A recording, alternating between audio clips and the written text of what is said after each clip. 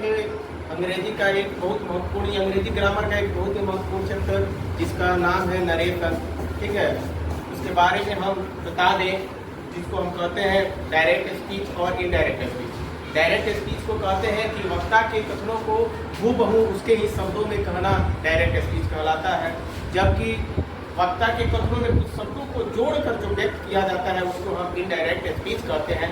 चलिए उसको हम आपको बोर्ड के माध्यम से समझाने की कोशिश करेंगे। देखिए, जैसे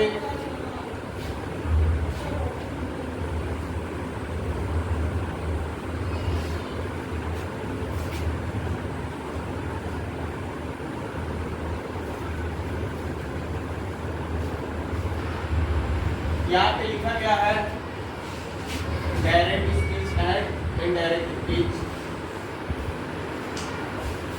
इसको पढ़ने के लिए हम सबसे पहले इसमें कुछ टॉपिक होते हैं, जो हो गया आपका पहला रिपोर्टिंग का,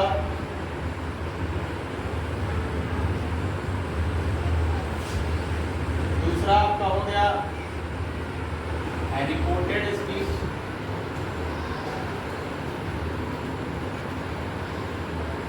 और तीसरा हो गया आपका verb of the reported speech. यहाँ पे मैं इससे रिलेटेड आपको एक उदाहरण दे रहा हूँ जिसके माध्यम से आपको अच्छी तरह से समझ में आए। जैसे एक उदाहरण मैं दे रहा हूँ, सेल्स टू मी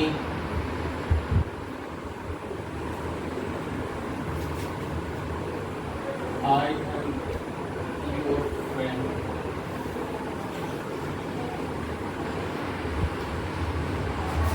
यहाँ पे दो आपको वाक्य दिए हुए हैं। एक जो यहाँ पे बटन कुमार के बाहर वाला वाक्य है, इसको हम बोलेंगे रिपोर्टिंग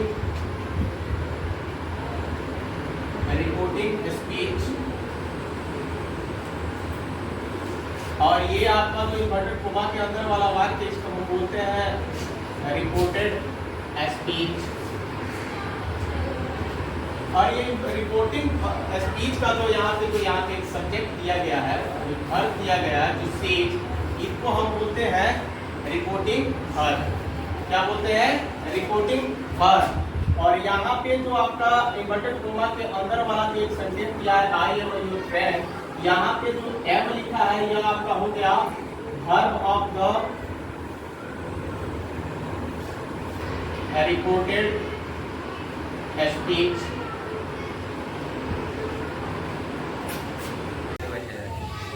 हो गया। और आगे देखिएगा, वो जो यहाँ पे लिखा गया direct speech and indirect speech, यानी डायरेक्ट स्पीच को इनडायरेक्ट स्पीच में बदलने के लिए कुछ रूल्स होते हैं।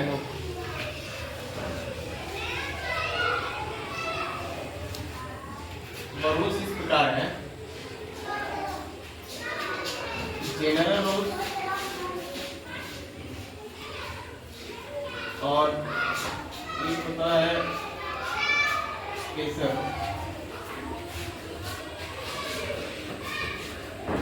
तो यहाँ पे जनरल रूल्स लिखा है कि ये पहला वाला टॉपिक को हम पढ़ ले रहे हैं। जनरल रूल्स में हमको 3 कैटेगरियां पढ़नी होती है। जो पहला होता है हमारा चेंज ऑफ पर्सन, दूसरा होता है change of tense and change of other parts of speech. General rule का जो पहला टॉपिक है चेंज ऑफ पर्सन, जिसको हम जानने की कोशिश करेंगे कि आखिर चेंज ऑफ पर्सन क्या होता है। चेंज ऑफ पर्सन जानने के लिए सबसे पहले हम पर्सन को जान लें कि आखिर पर्सन होता क्या है। तो पर्सन को हम हिंदी में पुरुष कहते हैं, और अंग्रेजी में जो पुरुष होता है पर्सन 3 प्रकार का होता है। फर्स्ट पर्सन,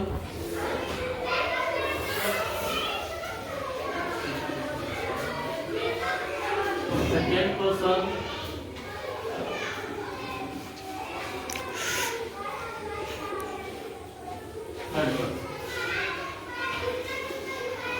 फर्स्ट पर्सन के अब इसमें होता है आपको अंग्रेजी में नंबर भी होता है जिसको हम बोलते हैं वचन।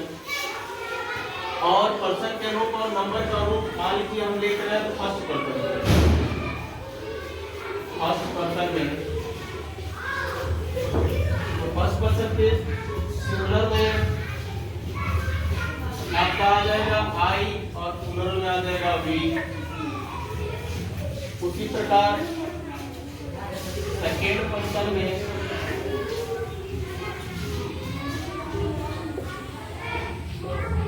सिंगुलर में आ जाएगा आपका यू और प्लूरल में भी यू।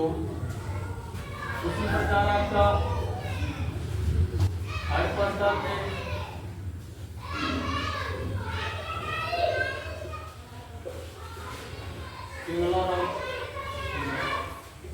सिंगुलर में आ जाएगा आपका ही, शी, इट और इसमें आ जाएगा दे।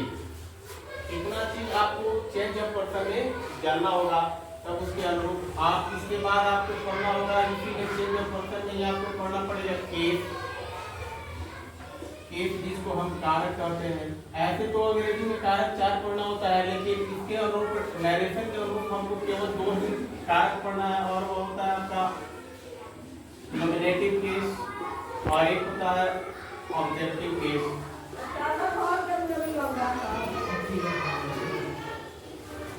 नॉमिनेटिव केस में जैसे कुछ उदाहरण लिखा गया, जैसे आई का ऑब्जेक्टिव केस हो जाएगा मी, यू का ऑब्जेक्टिव केस हो जाएगा यू, दे का ऑब्जेक्टिव केस हो जाएगा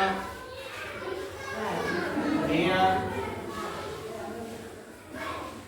बी का ऑब्जेक्टिव केस हो जाएगा आवर, ई का हो जाएगा हिज और सी का हो जाएगा आपका हर।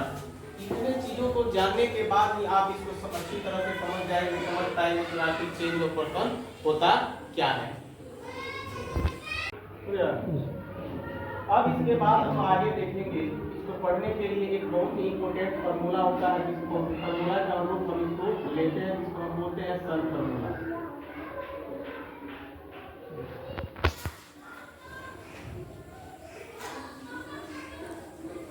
यहाँ पे आप देख रहे हैं कुछ लिखा है SON और 1 2 3, जिसमें S का मतलब होता है आपका सब्जेक्ट, O का मतलब होता है आपका ऑब्जेक्ट, N का मतलब होता है आपका नो चेंज, और नीचे जो डिजिट में लिखा है तो इसका 1 का मतलब होता है आपका फर्स्ट पर्सन, 2 का मतलब होता है सेकेंड पर्सन, और 3 का मतलब होता है थर्ड पर्सन। अर्थात ये जो फॉर्मूला आपको दिखाया गया है, इसका अगर हम अनुपालन कर रहे हैं सब्जेक्टों में, तो उसको सेंटेंसों के माध्यम से देखिए आपको किस प्रकार समझाया जा रहा है। जैसे एक उदाहरण लिखा हुआ था पहले, उसी के ऊपर मैं आपको समझा रहा हूँ। जैसे लिखा गया है says to me I am your friend.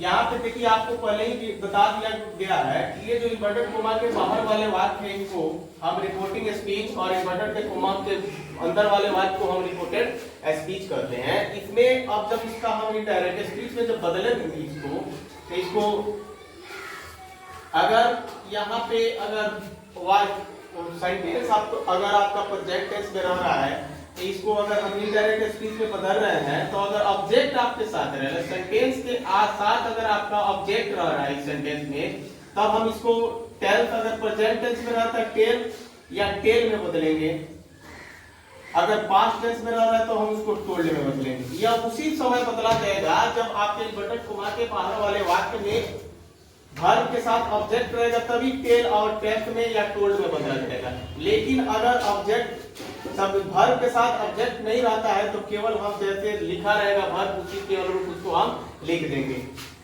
आप देखिए इसको हम बनाने की कोशिश कर रहे हैं। जैसे ये पहला वाला जो लिखा गया उसको हम बदल दें। यहाँ पे ऑब्जेक्ट लिखा हुआ है तो लिखा जाएगा ही सेज,